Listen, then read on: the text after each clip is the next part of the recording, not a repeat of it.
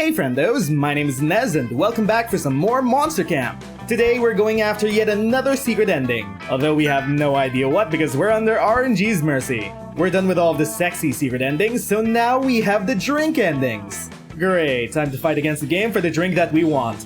Anyway, let's play! 1 player, short game. Ah, Camp Spooky, the stage of some of our dearest summers. Back then we were young and unafraid. With school far away, everything seemed possible as the sun embraced us on our way to camp. Summer has that distinct power, doesn't it? You live for the days while the nights inebriate you with possibilities. It's like life could take a turn at every corner. And for us it did. Who are you? Let's play as Green.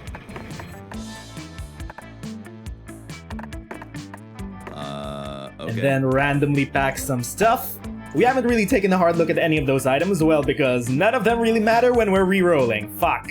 One might say, though, that the Monster Prom had hardened us on the highs and lows of love. But no, in love we're always absolute beginners. And summer camp was no different. No one talked about it, but the idea of summer love loomed over our heads. Close to the last day of camp, there was a meteor shower happening just 3 weeks away. Everyone knew that if you were into someone, you were going to watch that damn thing together. And so a silent yet powerful pressure invaded us. It was the Monster Prom all over again. Everything seemed uncertain, everything but one thing. Whoever we were going to ask on a meteor shower date, it was probably going to be one of our 6 coolest people on the bus. Joy Johnson Jojima, a badass witch who wanted to chill after saving the world countless of times. Aravi Mishra, a hot-headed adventurer possessed by Kurt who turned out to be the most annoying roommate ever.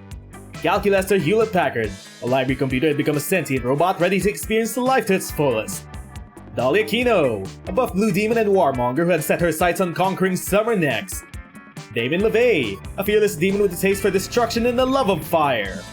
And Milo Belladonna, a Death Reaper doubling as an internet influencer who is profoundly in love with life and all of its earthly pleasures. The bus trip was long and all of summer could be shaped by the very first step well taken. And so it was clear, it came down to breaking the ice and causing a good impression with the right person. Now, time to break the ice by doing something unexpected on the bus. Play dead. Ride the bus to victory. Make sure the bus is happy. Just press the skip button until the shit starts. Perform a magic trick. Or we start a fire. I say we play dead. We are targeting Milo. Okay. Oh, Nez, you look so adorable playing dead. Death looks so positively stylish on everyone in my opinion. A large portion of my best selfies were taken with lifeless cadavers. Here's me alongside some poor Polynesian man who choked on a pineapple. Oh, and here's one of me and Elvis doing duck lips. Bathroom selfies are truly the bomb, wouldn't you say? You know, Nez, I dare say you're just as photogenic as a corpse when you're alive. That's actually quite rare. If you're ever in a selfie mood this summer, hit me up while we're at camp. Okay then, if we ever pick up the genie flask, we know who to romance. But we do only have 3 weeks left to woo our crushes and conquer their hearts. But as I already said, we were young and unafraid and we were ready to start. Back to Camp Spooky we go! Week 1 morning, where do we hang out? We have a bunch of equal stats, therefore I think we should go to Scout HQ.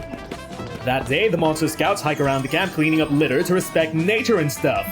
Nobody but Coach gives a damn about picking trash, but it quickly becomes a contest to find the coolest garbage. Some find used condoms, others find weirdly shaped fruit. You somehow find a Rembrandt as an original. The mystery of how the Rembrandt ended up there will go on to trigger the most epic adventure you will ever go on this summer. But it won't happen on screen. But you still gain 2 creativity by just looking at it, so magnificent! So, later on, you're with Milo and Damien. You've been trying to sell Monster Scout cookies all afternoon. It's not going super great. Hey, you random passerby guy! Buy these fucking cookies or I'll goddamn murder you in your face! Oh, Damien, you're vicious, but you're passionate. That's what really matters when it comes to sales. Our passion will convince this man to... Oh, he ran away. Oops.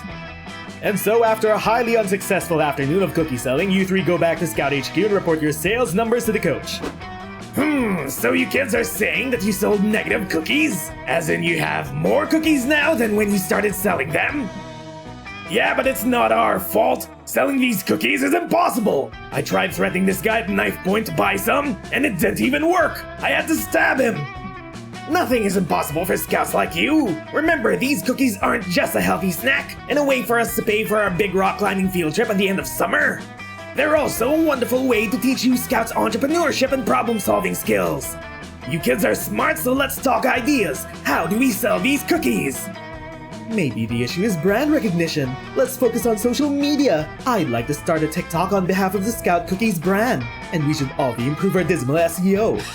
That'll take forever, let's go rob a bank! When we get to the vault, we'll take all the cash and leave the cookies. It's the perfect crime! Then we blow up the bank. I'm so proud of you, Scouts! You're really cooking up an idea brainstorm here! And remember, the Scout cookies are made with healthy ingredients. That'll get people to buy them. Oh, Coach, you well-intentioned mentor figure. I hate to do this, but you're in desperate need of a reality check. No one wants to buy healthy cookies. Millennials killed the sugar industry a long time ago, and healthy cookies were hot for a minute, but frankly, they're going out of style with the younger generation. Milo's right! The Scout cookies here taste horrible! Have you even looked at the ingredients list? These cookies have fucking carrots in them! Coach, I love you, but don't ever try to trick me into eating vegetables! Especially not carrots, the least metal vegetable! Wow, that was hard to hear, but you kids are my scouts, and I value your honest feedback. Tell me the truth, how do we get our cookies to appeal to the modern youngster? Oh, okay, what a question. Oh, appealing to modern youngsters is your whole thing. Quick, suggest a cookie flavor that is irresistible to Gen Z. Okay, friendos, what kind of cookies would Zoomers like? Market research shows that the hottest trend is getting lost in the wilderness and eating your friends' corpses to survive. Make corpse-flavored survival cookies. Or teens nowadays love to eat ass. Ass-flavored cookies are the future. Okay then, someone on the writing team is obsessed with eating ass. Not that I'm complaining though. Ass-flavored cookies! You've never had an idea this good! You run off and make a test batch of cookies and bring them to Milo and Damon to show off your genius! Nez, you filthy savant! Eating ass is one of the greatest pleasures in the mortal realm! It's about time we paid homage through a bespoke cookie flavor. Is eating ass, really that good? Gotta admit, I've been kinda curious. You're an analingus virgin? Oh, you don't know what you're missing, Damien! You're going to absolutely love it! You should be careful though, eating ass can be quite addicting, and no matter how much fun it is, you can't eat ass all day. Trust me, I've tried. Ah, if only we could eat ass all day. Society would collapse of course, and monsterkind would likely die out, but what an endless orgy of pleasure it would be before that. That's why Nez's cookies are so subtly genius. They're for all those little mundane moments of day-to-day life, when it's socially unacceptable to be eating ass. You can just slip an ass-flavored Scout cookie into your mouth, and the flavor will tide you over until you're once again in an ass-eating situation. These cookies, they're a symbol for the pleasures of life, for the enduring beauty that an inspired mind could find even in the most mundane circumstances. Onward, ass cookies! Whoa, Milo! That was the smartest shit you've ever said! I'm in! Give me one of those ass cookies, Nez, I'm ready! And so Damien takes a bite of your freshly baked ass-flavored cookie. Holy fucking goddamn delicious fucking shit! When I tasted that cookie, something happened, you guys! I'm a different person now! This is my new thing! I'll never be the same! Nez, thank you! Welcome to a whole new plane of pleasure, darling. Congratulations, you made a cookie so good it changed the course of Damon's life. You eat one of your ass-flavored cookies and it gets you 2 charm and 1 creativity. Okay then, starting the week off with Chaotic Horny. But now it is evening. Where do we go? Let's go to the woods. While you're hiking through the woods, you find a little clearing with a beautiful blue pond. There's a very handsome man staring into the pond. He's talking to his reflection like it's another person, a person he really wants to fuck. You swipe his wallet while he's not looking and find out his name is Narcissus. He's not an organ donor, what an asshole, and he's 1 punch away from getting a free smart water from 7-Eleven. Well, he's definitely not going to be using that anytime soon. You head to the gas station, gain 2 smarts from your smart water. And so, the sky is clear, the birds are singing, and you, a robot and a cursed monster slayer and a death-bringing reaper, are merrily skipping through the woods, hunting a leprechaun. So what's the deal with killing this leprechaun? How much XP am I going to get? Do I get a sneak bonus if I attack it from behind? Error. Due to the 6th mass extinction, the slaying of leprechauns is inadvisable. They are considered endangered by the United Monsters Nations. Yeah, and I'm not really interested in working today. I figured we'd grab him, get some sweet pics for our gram, stick a pot of gold emoji on there, then release him and call it a day. Speaking of the gram, this is one of the only spots in the woods I haven't posted a pic of yet. Hop in everyone, selfie time! You gather around for a cute pic full of ironic duck face, dabbing, and bunny ears. Lit. Uploading, uploading, uploading, uploading. I hate to be the bearer of bad news. I am using hate idiomatically here because technically I feel nothing, but there appears to be no reception here. What? Ah, that's such bullshit! With no connectivity, my party has lost all their buffs! Totally non-optimal. My memories are unable to back up, and with no internet access, I am unable to continuously learn and download updated information to correct my mistakes. What if I become racist? What if I connect to the internet and hashtag calculusters over is trending because I have become problematic? You're worried if I don't post in the next 5 minutes, all my followers will think I've died, and I won't even be online to reap the pity likes. Hey, chill out guys, being online isn't everything, you know. Let's just hang tight and order pizza. Oh no, we can't, we have no service. Oh fuck, where am I gonna get pizza? We need the internet stat. Yikes, seems like your friends are spiraling out of control. Of course, you could use this as a teachable moment of your, extreme dependence on the internet. But you're not going to do that, lol. You're taking the easy way out and snagging some net. Here's how. What do we do? What we need is a long wireless antenna. Hey wait, was that between your legs, Calculaster? Or we just need to lure the internet out of the woods. Quick, create some content! Well, this might be the smart idea and this might be the fun idea. Let's go with whatever's in between Calculaster's legs. Friend Nez, do you mean the extremely long wireless antenna between my legs? No judgment, but why are you keeping an extremely long, high-powered Wi-Fi antenna between your legs? I've been storing it for friend Damien. He said it was to hide evidence for a perfectly legal burglary/arson incident. That would one day double as extremely delayed comedic payoff. It would seem that day's today. Pick for the socials, hashtag eggplant emoji, hashtag wireless antenna emoji. But hey, it doesn't really matter what's between your legs. As long as it can get us internet so we can order pizza. Not what I was going to say, and not exactly a universal truth, but in this case, it works.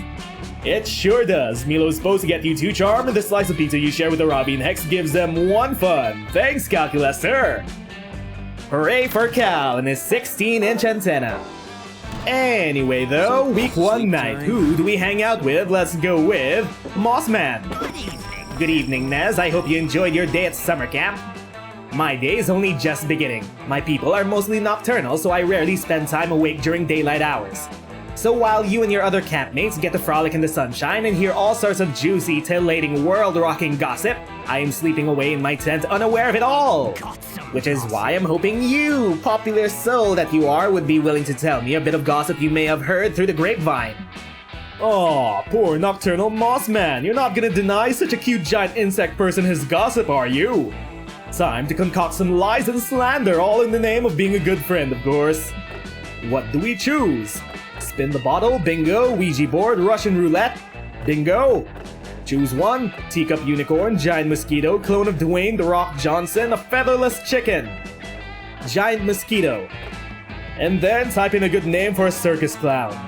Let's go with Leonard. Wow, I slept through all of that, I can't believe it. I'll have to pull an all-dayer to spread this news around, but it will be worth it. See you!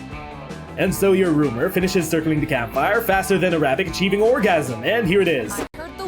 Hey, did you hear the news about Nez yet? If not, allow me to enlighten you.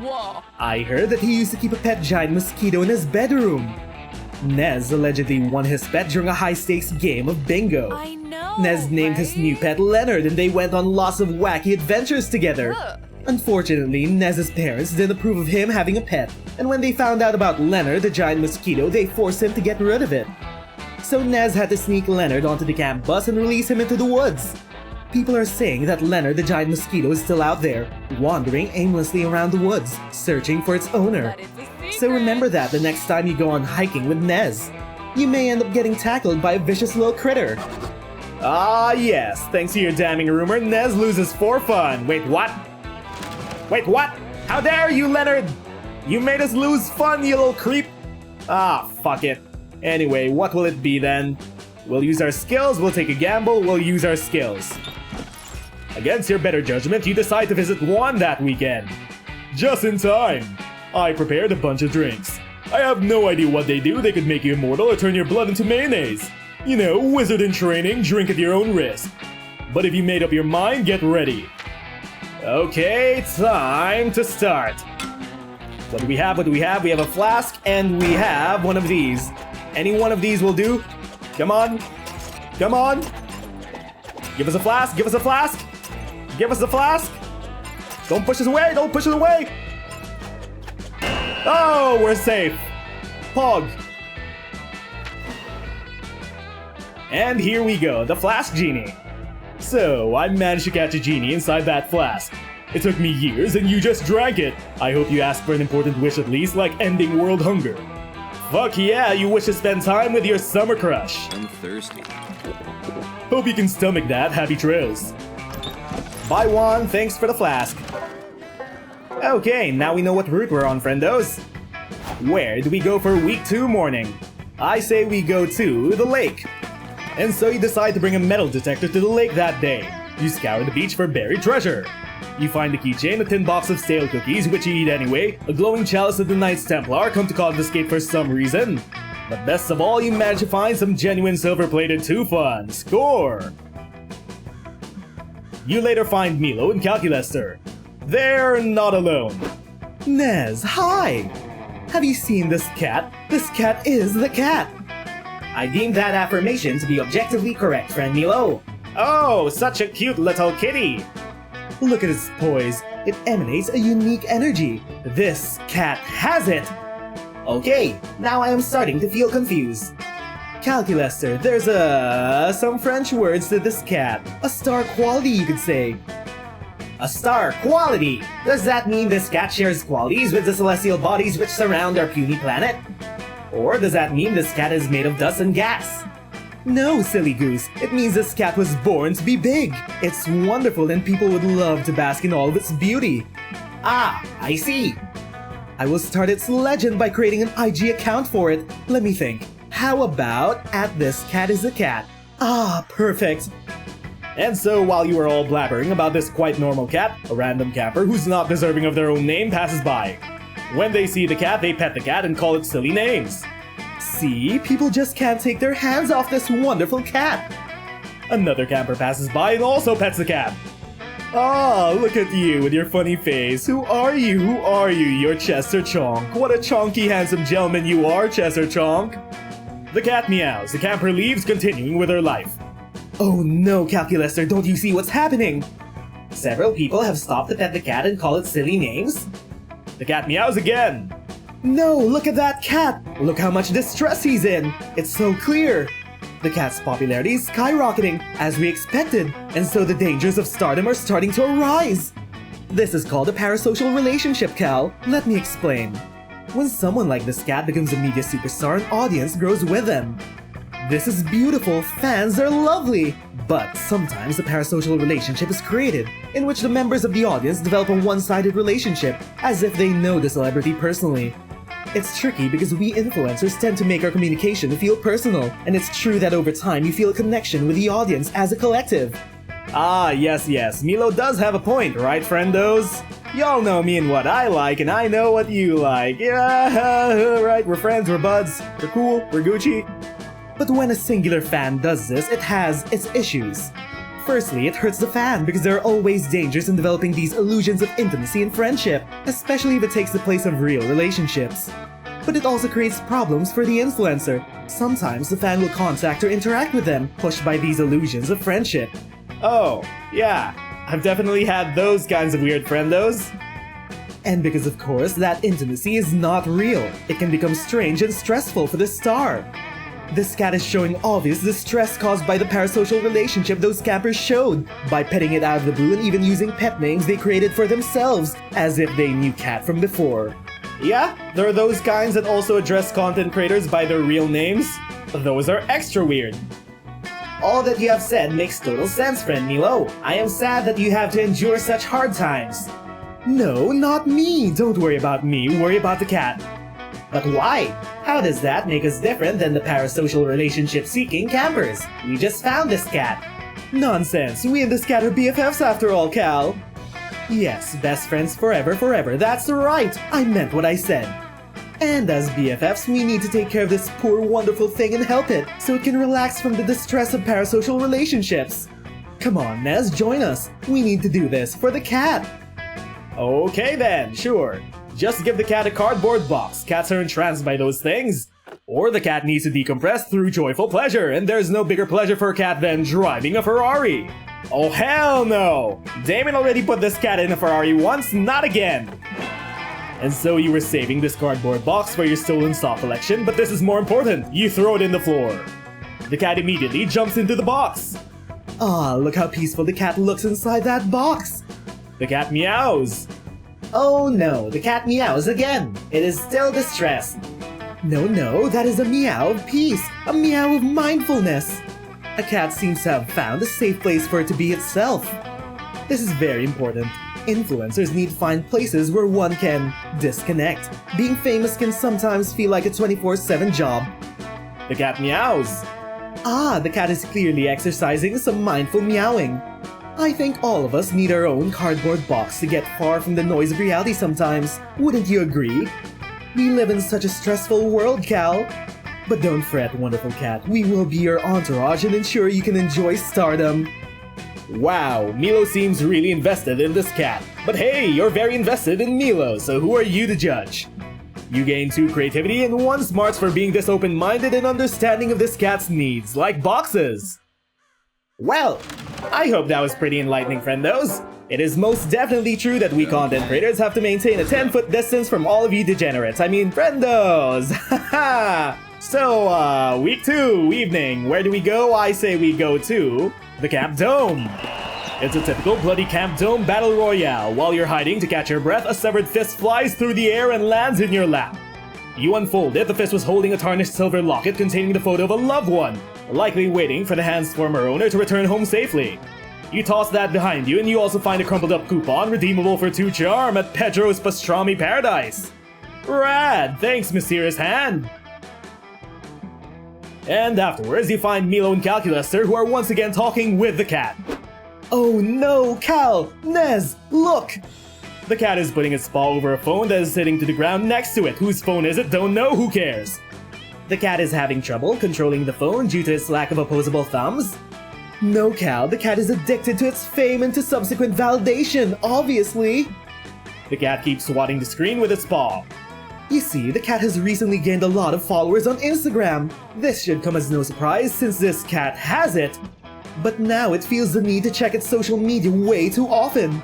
I understand it a bit too well. Fame is a powerful drug, Cal. Before you realize it, you find yourself in need of constant validation, checking your phone every 5 minutes if there are any new comments to any Monster Camp videos. Oh wait, did that slip out?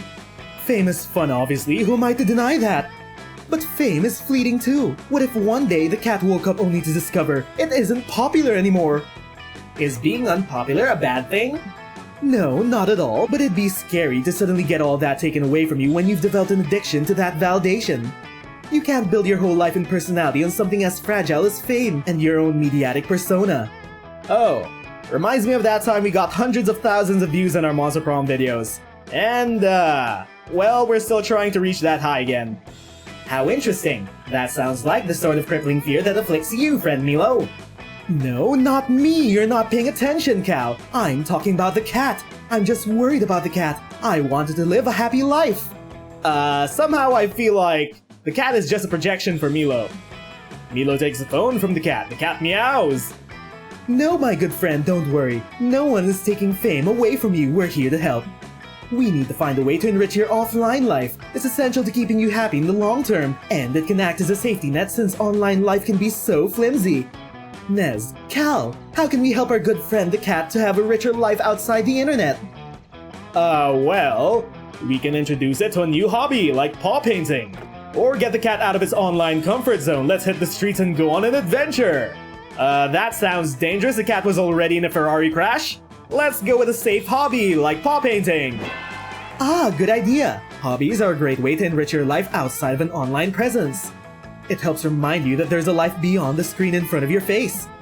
Friend Milo, are you implying screens are bad? That would hurt my feelings if I had any. No, there's nothing wrong with being online. But there is a risk to being terminally online, one could say. Getting to a point in which you're online more often than offline can disrupt your perception of reality. Wait, there's such a thing as an offline? So it's essential to have an anchor or more to offline reality. For me, this anchor is many earthly pleasures that I deeply love. For this cat, it can be paw painting. Okay. I will now proceed to deactivate my offended protocol. And so you three enroll the cat in a paw painting class near camp. After a few days, you three decide to visit the cat at the end of one of its classes. Surprise, cat! We wanted to come by and say hi! The cat is walking on a canvas with its paws covered in paint. Oh, are you friends of the cat? Says the teacher, a woman with the most extravagant glasses you've ever seen. Its paintings are so full of raw energy you rarely see. It's like a force of nature in the shape of paw paintings. The cat meows, but very artistically. I can tell. This cat was under a lot of stress, but I think these classes are helping it release all that stress through its evocative art. That is wonderful to hear. I am happy for you, friend cat. Why don't we celebrate? Let's go get drinks. Can I join? A random man says. What? Why? Who are you? Oh, my name's Jeff. I'm good friends with the cat. We usually grab some beers after class. The cat meows and it's a meow of friendship. Oh, of course! It's great to see Cat making new friends IRL. That's super healthy! Yeah, friends. IRL. During the pandemic. You, Cal, Milo, Jeff, and the cat go out for drinks. What an unexpected group. And yet this will be the first of many friendly gatherings of what you will eventually name the 5 beer trousseaux of art. Toasts, laughs, and jokes will be shared, from which a beautiful IRL friendship will blossom. But for now, the beer trousseaux share 2 fun and 1 creativity with you. Friends! Friends! IRL friends, wherefore art thou? Sleep time. Anyway, So far. week 2, night, who do we hang out with? I'm only really talking to you, friendos, in this empty room. Validate our parasocial relationship. I mean, week 2, night, let's go to Moss. Hey Nez, you like the campfire too, huh? I love the way the flames look. So bright, so hot, so unbelievably sexy. I just want to throw myself into them and embrace the warmth. Wait, what? No, Moss, no! Moss makes a mad dive into the fire. You calmly grab his wing and strong arm him back into the log until he relaxes. This happens a lot. Whoa, thanks Nez. I really owe you one. Hey, as a token of my appreciation for saving me from my own dangerous intrusive thoughts, why don't we, swap some little gossip? Yes, that'd be fun. Isn't cashing in a life debt supposed to mean you do something the savior wants to do? Well, whatever. You can go for a little gossip after saving Moss's life. What do we choose? Calvin and the Sluttier Chipmunks, Mathletes Without Borders, Forgetful Psychics, Irradiated Party Balloons. Forgetful Psychics. And then, Robotic Recreation of Elon Musk, Pillow Princess, Living Footstool, Big Sale Coordinator. Let's go with Robotic Recreation of Elon Musk. And type in the second horniest vegetable. Well, the horniest vegetable is probably the eggplant. And the second horniest might be the peach. Also, I don't give a shit that they're not even vegetables. Wow, I'm so glad I was alive to hear that and not engulfed in flames. Thanks, Nez. Your gossip is almost as titillating as the white-hot embrace of the campfire. I'm gonna go tell everybody. Your friends are all thirsty for your scorching hot goss, and it rapidly makes its way around the campfire. Hey, I have something to tell you. But if you tell anybody else, I'll have to kill you, no pressure. According to what I've heard, Nez is actually a part of a secret society that we know nothing about. Until now, that is. He's a member of the Order of Forgetful Psychics. It's basically a shadow government that controls parts of society we've never even heard of. The Order of Forgetful Psychics is very good at keeping a low profile, but you may notice that Nez occasionally wears a ring in the shape of a peach. That's their secret symbol. They have a super difficult initiation process, but Nez easily survived all of its trials. In order to get in, you have to survive at least 2 raptures, eat an entire beef 5-layer burrito without shitting your pants, and have 3 formal letters of recommendations.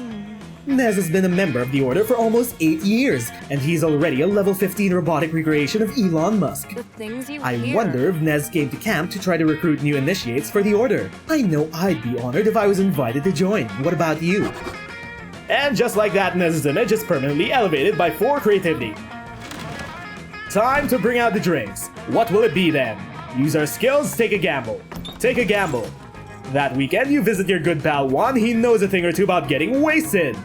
Bueno, bueno. Look who's here. I was just experimenting with these drinks right here. I was gonna throw them away, but I have a feeling you're reckless enough to give them a try, right? What about this one? We have, toilet wine. No idea if I got the recipe right, wanna try it?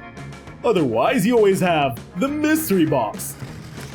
Toilet wine is kind of the second worst drink in the game. The only things worse would be poison and then maybe the ski mask. Let's go with the box. What do we have? Ooh, average. Uh-oh. Hope you're happy with it, no refunds. Okay, so we got average. This is kind of bad too. Sometimes you just want to blend in with the masses. Not me, I love to stand out. But in any case, for those moments I created this, the average.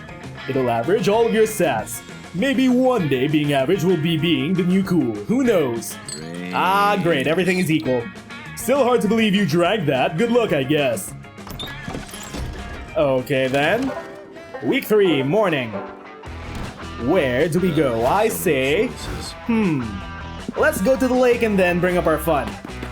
That day, bring a magazine to read by the lake. The cover story is how to gain fun while camping with your 6 hottest, most charismatic friends. Step 1, go to the lake. Step 2, wait.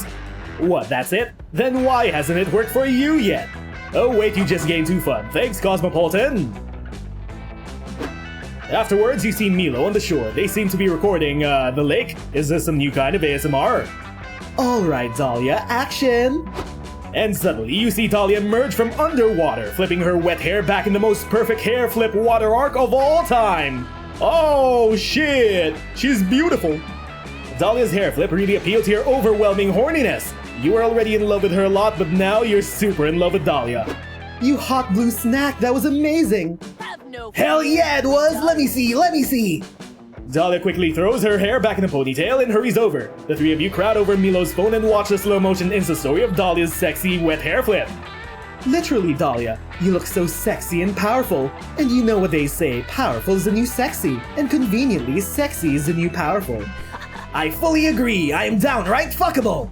Whoa, I'm so hot I'm making myself horny! For real, you're officially the hottest creature in existence. It used to be Sonic the Hedgehog, but you just smashed him into irrelevancy. Alright babe, I'm tagging you. Is that okay? You're going to get a ton of new followers after such a masterful display of beauty and sex appeal. Yes, tag me! I want to catch some new followers and make them join my... Wait! I just realized something! I had a realization! Yep, I can see that. Care to enlighten me? I'm going to be alone forever! What? I'm scared no one will be able to do a hair flip sexy enough to be worthy of my attention. I'm out of everyone's league. Oh, that is a problem. Oh, Dahlia, it's okay. Surely someone could do a hair flip worthy of you. There just has to be someone out there. Maybe even someone listening to this very conversation. That's your cue, you primal animal. You get into the lake, focus all your energy on impressing these 2, and execute your sexiest technique. We emerge from the water eating juicy fried chicken. Or play hard to get, do not come out of the water. We will emerge from the water eating juicy fried chicken. You dive underwater and reach into your pocket for the fried chicken drumstick you always keep on you, just in case someone asks you to be sexy at a moment's notice. And then you emerge from the water soaking wet, taking huge aggressive bites of that fried chicken. Whoa, that was so fucking hot I feel personally attacked. I thought my thirst trap would never be out sexy, but this chicken is just too hot. Wait, does fried chicken make everything more sexy? What an enticing question. Fried chicken can be an absolutely gorgeous food, but let's be realistic, go buttermilk grind or go home. But in this moment, the taste doesn't even matter. It's about the sexy vibes that the chicken brings to the tableau. Aesthetic bliss. You agree with Milo, eating wet fried chicken covered in lake water isn't good, but it is hot. I can't believe I've been underestimating the sexiness of fried chicken all this time. It's the ultimate sexiness weapon. The 3 of you start experimenting to determine if fried chicken actually makes everything sexier. Okay, yep, I just tried it, and fried chicken definitely makes funerals sexier. And it covers up the corpse smell way better than daffodils.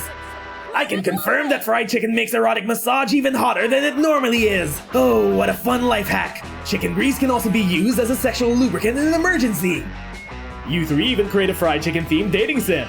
The art is so good and you managed to turn a lovable household character into a total DILF.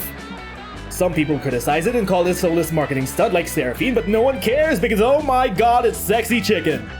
Dahlia and Milo are both super happy and you even inspired a whole new porn subgenre, wet chicken horking. You gain 2 charm and 1 creativity. Okay. Week 3 evening. Down to our last event. Let's go back to the lake. That day you go diving to see what's at the bottom of the lake. You find a comic book. You pick it up, but it's so interesting you stay there reading it. This is bad because you can't hold your breath indefinitely. You rush to the surface, but before getting there, you drown a little and some lake water gets into your mouth. Gross! You swallow weird stuff that was in the lake water, like a whole jellyfish, and too fun. What was that doing there? And suddenly, Milo and Calculus come looking for you. Nez, we were looking for you. The worst thing has happened. Recently, the cat has stopped using its litter box correctly. Oh, the humanity. Yes, because it needs to know how to use it properly so its feces can be easily cleaned. No, it isn't that. I mean that too, but it's secretly all about fame. You see, when you're illustriously famous, you also have influence over your audience, Cal. Since this started happening, all of the cat's fans are also pooping anywhere. Meanwhile, other people are judging the cat fiercely for pooping outside its box. But that doesn't make sense. Why is that the cat's responsibility? Well, obviously it's objectively bad for the cat not to use its litter box. But why must the cat be held responsible for what these other people do? I mean, it's true that some famous people inquire as to why they should be role models, if that's not their job but to do their craft. A musician makes music, an artist makes art, and people like myself or the cat just are. And sometimes, it just feels like too much pressure. You should always be your best self because that's the right thing to do. But when you're famous, there's this perceived added pressure. You cannot make mistakes. Oh, a nuanced discussion on cancel culture. Didn't expect that?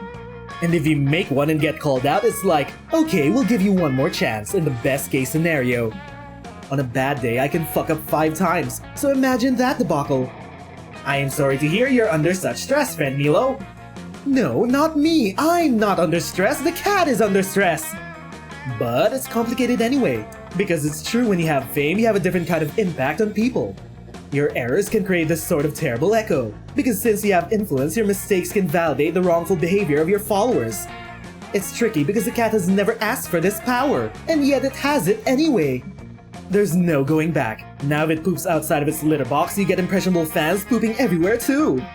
I'd wish for people to be more understanding of influencers and how they're people in the end, not their online personas. They fuck up as everyone does and they grow and change. But I'd also love to see influencers be more responsible with this level of power they hold. And if you fail as a person, there's no better path than acknowledging it, apologizing, learning from it, and trying to change. There's nothing else to do, except just hope that people will understand. True, very true. So we need to start from there. We need to help the cat correct its behavior. We need to teach it to poop in this litter box. Yeah, for the cat, but how are you gonna do that? Well, take the cat to watch the new Broadway musical, Cats 2, the one where the cats learn to poop. Or watch a VHS where John Cena teaches you to use a litter box properly. We will watch a VHS. Oh, what a great idea. I would never have thought to use something as old and archaic as a VHS tape to solve a modern problem. But that's why celebrities have PR teams. And luckily, I already have the aforementioned John Cena VHS inserted into my chassis, for reasons I am unwilling to disclose. Cal rolls the tape. On his screen, a grainy recording of famous wrestler John Cena stands smiling with 2 thumbs up in a giant litter box. Hey everybody, John Cena here, he says. Everyone knows you can't see me, but have you ever wanted to not be able to see your poop either? Cause it's time to get litter box trained. And then John Cena's enthusiasm is followed by someone going fucking berserk on a trumpet. We're not gonna even try to hum that because WWE are Nazis when it comes to copyright. In the following hour-long video, John teaches you the proper method of sniffing the spot you want to pee, fully bearing your waist, how to put a 7-foot-tall man into a chokehold, and how to clean your feet after leaving the box. These all end up to be surprisingly helpful tips in learning how to use a litter box. Well, Cat, what do you think? Do you feel more educated? By way of answer, the cat puts calculus in the chokehold. This has been an unparalleled success. You gain 2 smarts and 1 boldness. And there we go! The last day of camp is here. Sure. Let's go ask Milo to the shower. Okay. You go looking for your favorite Grim Reaper and they're not alone. Nez, hi! We were celebrating the cat got its first 1,000,000 followers. Be it the first of many millions. The cat meows with pride. You care a lot about our friend Cat, Milo. Yes, I want it to succeed greatly, but I also worry for it to not get lost within the fame, its dangers and pressures. I will protect you, Cat. Stardom seems so shiny, but it can be so draining. I will take care of it for you, my good friend. Poor Milo, it's so endearing to see them caring for the cat while projecting what seems to be a lot of pain and exhaustion from the weight of fame. And all this while having to lead with a smile 24/7. And yet focusing on ensuring this cat survives fame without losing its joy. And well, while they do that, you promise to yourself to do the same for Milo. You'll be there for them. You all live great adventures, rising the cat to absolute stardom. It is a gift to see Milo so happy, maybe even forgetting for once the weight of their own fame. Apparently doing for the cat the same they do for themselves seems to be a great way to get some distance, perspective, and space. And they pour their soul into this. Everyone falls in love with the cat. Because as Milo would say, this cat is the cat. At The Cat Is The Cat, follow and subscribe. Heyo, there we go, with another secret ending, and this one actually hit close to home. A lot of the plotline was actually very relevant to us, friendos. Sometimes I wonder how I stay sane doing all this, but then I remember I have you, friendos. Parasocial relationship and all. And before we knew it, those weeks were gone. It felt like a hot minute, and it felt like an entire lifetime. That night, as we saw summer coming to an end, we all wondered what would come next for us. It felt like the end of something big. Little did we know, life still had many wonders and misadventures in store for us. Now I'm older and I can see it, how those years became the foundation of the mythology of our lives. Broken hearts turned tragedies sung for centuries. Wild nights became epics treasured forever. Every kiss and every laugh is now a constellation we'll always find while gazing into the starry night, no matter how many years go by. Even today, I can still close my eyes and I'm there. On that last summer night. Feeling like I was just starting to live life. With all my friends around the campfire. So young and unafraid. And so ready to start.